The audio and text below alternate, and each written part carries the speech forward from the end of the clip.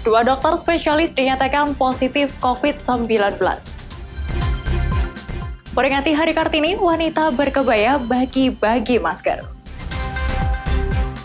Menganggur saat pandemi, tukang batu membuat masker.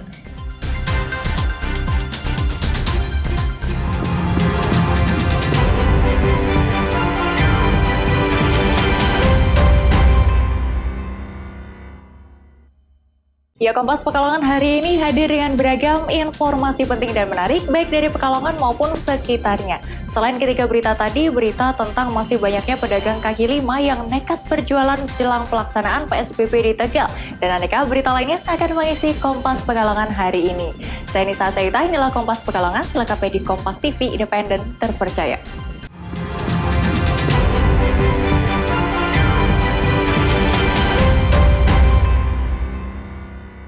Tiga orang lagi di Kota Pekalongan dinyatakan positif terpapar virus corona atau terjangkit COVID-19. Dua di antaranya adalah dokter spesialis yang bekerja di sebuah rumah sakit yang ada di Kota Pekalongan.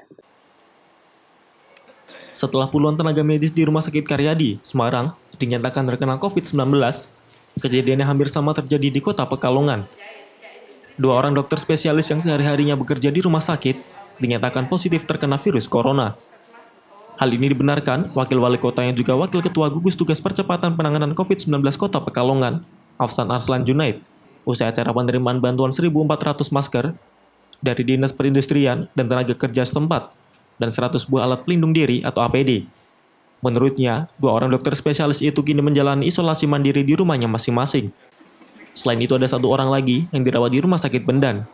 Warga yang baru datang dari Bekasi setelah dilakukan tes swab dinyatakan positif.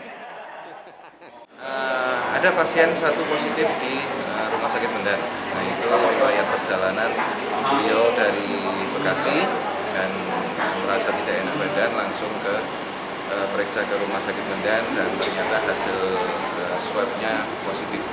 Yang 3 orang dokter itu, Pak? Iya, 2 orang dokter itu juga positif, dokter Kota Pekalongan, dokter spesialis, ada 2 orang tapi sementara masih di isolasi mandiri karena itu merupakan orang tanpa gejala. Mudah-mudahan lah dengan imunitas yang kuat, dengan stamina yang kuat, para dokter ini bisa cepat sembuh dan tetap di isolasi mandiri. Dengan kondisi yang terus berkembang seperti ini, Afsan berharap warga mematuhi semua himbauan pemerintah, seperti menjaga jarak, tidak berkerumun, dan selalu memakai masker. Awan Negus, Kompas TV, Pekalongan. Aparat kepolisian Polres Pekalongan membentuk tim khusus untuk melakukan pemakaman pasien COVID-19. Hal ini dilakukan dalam rangka membantu masyarakat apabila jenazah pasien COVID-19 kekurangan personil di lapangan. Tim khusus pemakaman pasien COVID-19 Polres Pekalongan ini diberitahu cara memakai alat perlindungan diri atau APD yang benar agar tidak terpapar virus corona.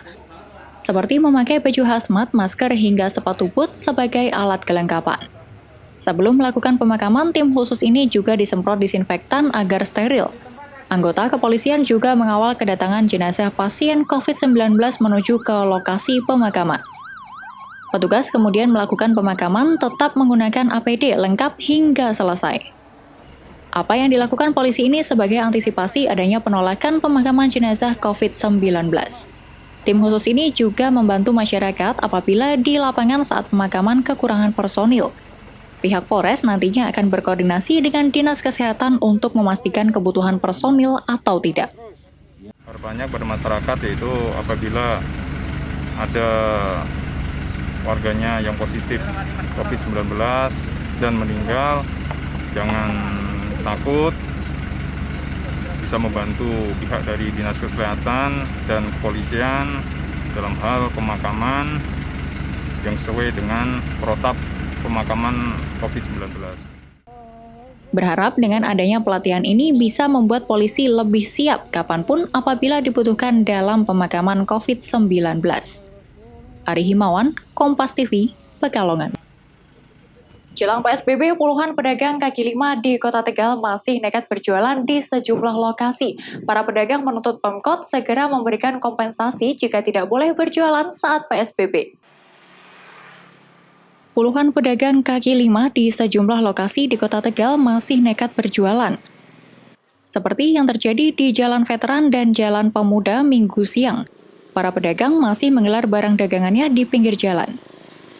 Padahal sejak isolasi wilayah akhir Maret lalu, mereka telah dilarang berjualan. Apalagi saat pemberlakuan pembatasan sosial berskala besar atau PSBB oleh pemerintah Kota Tegal pada 23 April mendatang, mereka harus menutup usahanya.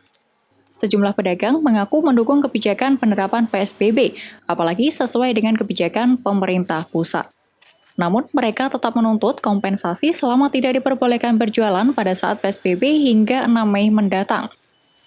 Apalagi saat ini mereka belum menerima bantuan sebagai dampak dari penerapan isolasi wilayah Kota Tegal sejak 30 Maret lalu. Mereka bersedia tidak berjualan asalkan Pemkot Tegal memberikan bantuan biaya hidup setiap hari minimal Rp50.000 untuk memberikan makan istri dan anaknya. Ya suruh di rumah ya. Di rumah suruh online dagangnya. Nggak boleh jualan berarti Pak? Iya nggak boleh dulu dagangnya online.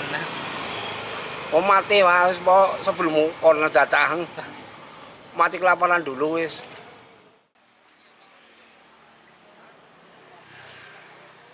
Kalau kita mungkin dari satu orang ini nggak beda-beda ya masing-masing ya.